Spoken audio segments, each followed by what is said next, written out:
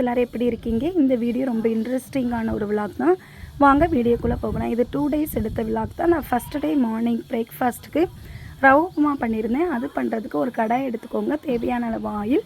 நான் ஆயில் நல்லா ஹீட் ஆனது கடுகு போட்டுக்கிடலாம். கடுகு நல்லா பொரிஞ்சது கட் பண்ணி வச்சுருந்த வெங்காயமும் பச்சை மிளகாவை நான் ஆட் பண்ணிக்கிறேன். நெக்ஸ்ட்டு சாப் பண்ணி வச்சுருந்த இஞ்சி பூண்டையே நான் ஆட் பண்ணிக்கிறேன். இதை நல்லா ஃப்ரை பண்ணிக்கோங்க. நெக்ஸ்ட்டு நான் வெஜிடபிள் வந்து கேரட் பீன்ஸ் வந்து ஆட் பண்ணிக்கிறேன். இது உங்கள் விருப்பம் தான்.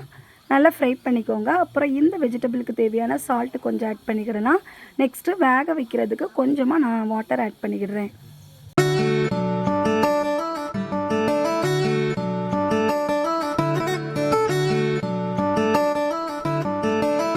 நெக்ஸ்ட்டு இந்த ஸ்டேஜில் நான் மஞ்சள் தூள் வந்து ஆட் பண்ணிக்கிறேன். இது உங்களுக்கு விருப்பம் இல்லைன்னா ஸ்கிப் பண்ணிக்கிடலாம். இது நான் எதுக்கு ஆட் பண்ணியிருக்கேன்னா ஜஸ்ட்டு கலர் கொடுக்கறதுக்காண்டி தான். நெக்ஸ்ட்டு வந்து நம்ம வந்து ரவைக்கு தேவையான வாட்டர் வந்து ஆட் பண்ணிக்கிடலாம். நீங்கள் எவ்வளோ ரவை எடுத்துருக்கீங்களோ அதுக்கு தக்கன நீங்கள் வாட்டர் எடுத்துக்கோங்க. இதில் ஆட் பண்ணிவிட்டு கொஞ்சமாக சால்ட் ஆட் பண்ணிக்கிடலாம். நான் ஏற்கனவே கொஞ்சம் சால்ட்டு வந்து வெஜிடபிள் வந்து ஃப்ரை பண்ண சொல்ல ஆட் பண்ணியிருக்கேன். நீங்கள் செக் பண்ணிவிட்டு ஆட் பண்ணிக்கோங்க. வாட்டர் நல்லா கொதித்து வந்ததும் வறுத்து வச்சுருந்த ரவையை வந்து கொஞ்சம் கொஞ்சமாக போட்டு கிளறிக்கிடலாம்.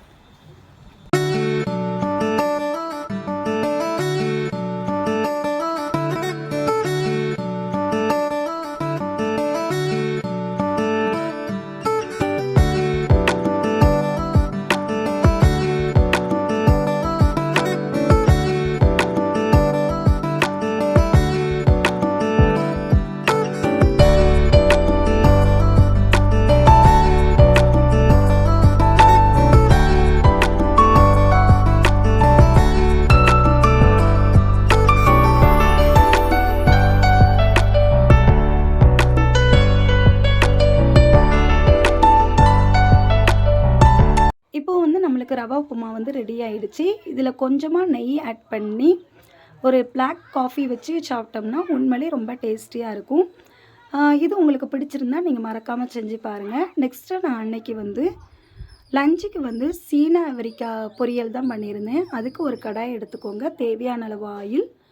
நெக்ஸ்ட்டு கடுகு போட்டுக்கிடலாம். கடுகு நல்லா பொரிஞ்சதும் கட் பண்ணி வச்சுருந்த பெரிய வெங்காயத்தை வந்து ஆட் பண்ணிக்கிடுறேன். ஆட் பண்ணிவிட்டு இதையும் நல்லா ஃப்ரை பண்ணிக்கோங்க. இதில் வந்து ஒரு 3 பச்சை மிளகாவையும் ஆட் பண்ணிக்கிடுவேன். ஆட் பண்ணிவிட்டு இதையும் நல்லா ஃப்ரை பண்ணிக்கோங்க. நெக்ஸ்ட்டு நான் ஏற்கனவே வேக வச்சுருந்த சீன அவரைக்காய் இருக்குல்ல அதையும் ஆட் பண்ணிவிட்டு நல்லா கிளறி விடுங்க.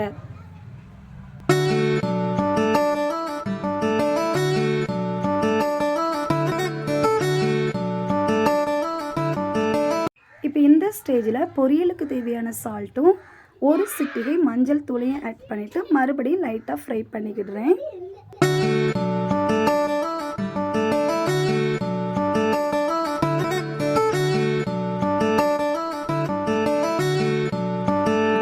இப்போ இந்த ஸ்டேஜில் அரைச்சி வச்சுருந்த விழுதை வந்து ஆட் பண்ணிக்கிடுறேன். அதாவது தேங்காய் பூண்டு சீரகம் அரைச்ச விழுது தான். இதோடு சேர்த்து நம்ம பெருங்காய பவுடரும் லைட்டாக ஆட் பண்ணிக்கிடணும். இது நல்லா பச்சை வாசனை போதாண்டி நல்லா ஃப்ரை பண்ணிக்கிட்டு இருங்க.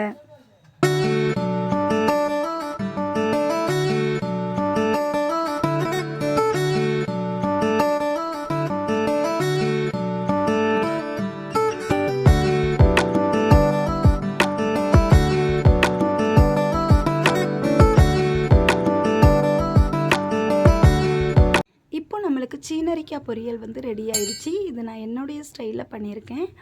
உங்களுக்கு பிடிச்சிருந்தா நீங்கள் மறக்காமல் கண்டிப்பாக செஞ்சு பாருங்கள்.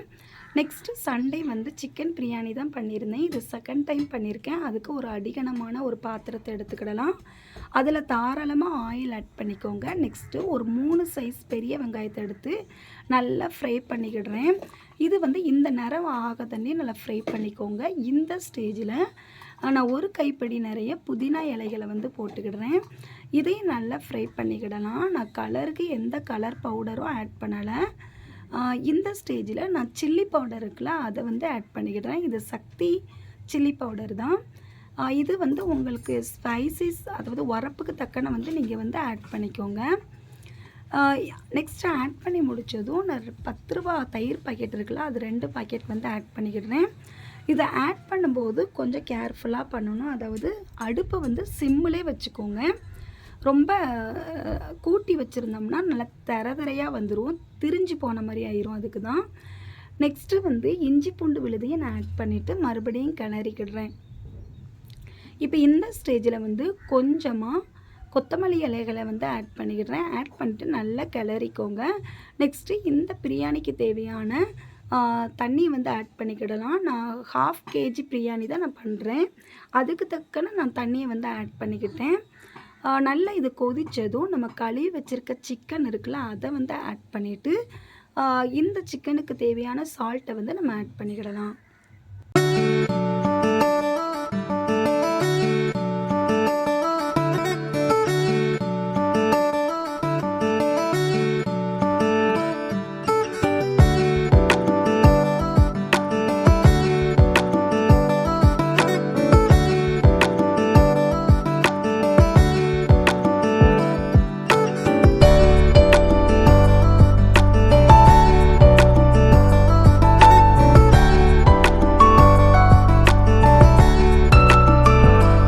இப்போ இந்த ஸ்டேஜில் நான் ஊற வச்சுருந்த பாஸ்மதி ரைஸை வந்து ஆட் பண்ணிக்கிடுறேன்.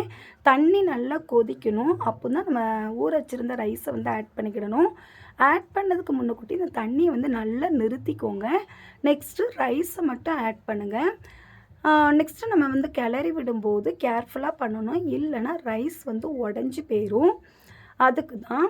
நெக்ஸ்ட்டு இதில் வந்து ஒரு மீடியம் சைஸ் லெமன் சாறை வந்து நான் ஆட் பண்ணிக்கிடுறேன். ஆட் பண்ணிவிட்டு இதை வந்து நம்ம க்ளோஸ் பண்ணிடலாம். இது வந்து ஒரு 15 to 20 மினிட்ஸ் வைங்க.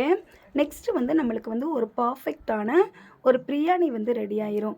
நான் இடையில லைட்டாக கிளறி விட்டேன், ஆனால் அந்த கரெக்டாக ஒரு 20 மினிட்ஸ் தான் எடுக்கும், அதுக்கு மேலே எடுக்காது. ஏன்னா நம்ம ஏற்கனவே ரைஸை வந்து ஊற வச்சுருக்கோம்ல, அதனால் இது ரொம்ப டைம் வந்து எடுத்துக்கிடாது. ஸோ லாஸ்ட்டாக ஒரு பர்ஃபெக்டான சிக்கன் பிரியாணி வந்து நான் செகண்ட் டைம் செஞ்சு முடித்தேன். உண்மையிலே இந்த டைம் எனக்கு பிரியாணி வந்து நல்லா உதிரியாக, அதே நேரத்தில் உப்பு காரம் எல்லாமே கரெக்டாக இருந்தது. அன்றைக்கி சைடிஷ்க்கு வந்து சம்பல் பண்ணியிருந்தேன், வெங்காய சம்பல் தான், ப்ளஸ் சிக்கன் 65 பண்ணியிருந்தேன். அது எப்படி பண்ணியிருந்தேன்னா, சில்லி பவுடர், லெமன் சாறு, அதுக்கடுத்துல கார்ன்ஃப்ளவர் மாவு, இதெல்லாம் இந்த 3 தான் மிக்ஸ் பண்ணி பண்ணியிருந்தேன். எப்பவும் பண்ணுறதை விட இந்த தடவை ரொம்ப டேஸ்டியாக இருந்தது. ஸோ இந்த வீடியோ உங்களுக்கு பிடிச்சிருந்தா மறக்காமல் சப்ஸ்கிரைப் பண்ணிவிட்டு உங்கள் நண்பர்களுக்கு ஷேர் பண்ணுங்கள். நம்ம நெக்ஸ்ட்டு வீடியோவில் பார்க்கலாம். பாய், see you friends.